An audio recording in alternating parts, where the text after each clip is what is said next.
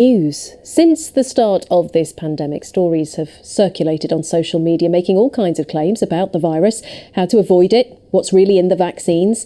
The stories are not true, but people have believed them and it's left them more at risk. Well, now a game has been developed in Cambridge which aims to act as a kind of psychological vaccine and prevent people being taken in. It's been used by 300,000 people around the world and has now been adopted by the World Health Organization, as our science correspondent Richard Westcott reports. You could say that coronavirus cases have been falsified, or that lizard people are behind the COVID outbreak. So let's go with the lizard people for now. Psychologist Sandra is spreading fake news about the coronavirus, but only on a game that he's developed. Who's to say that we can trust this vaccine at all? So far, in the last few months, we've had about 300,000 people go through the intervention.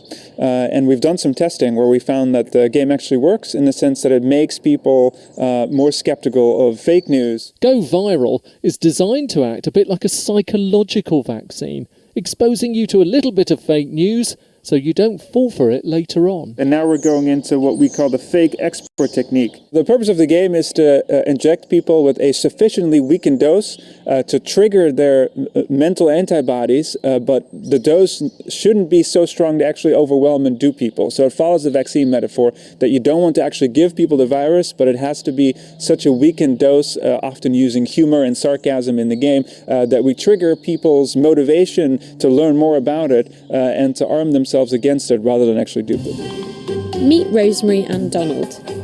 They met at a ballroom dancing class more than 60 years ago.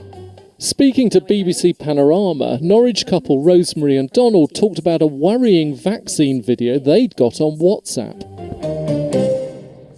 Do not take this vaccine. This vaccine is dangerous. I felt a bit sick, actually, when I looked at it. And I felt a sort of knot in my stomach. I thought, this is horrible. And I just don't know whether it's true or whether it's false. They did have the vaccine in the end, but it's the kind of video this game is fighting against. At the moment, we're seeing a huge amount of misinformation about the vaccine and the rollouts of the vaccine, so that's definitely an area that we focus on.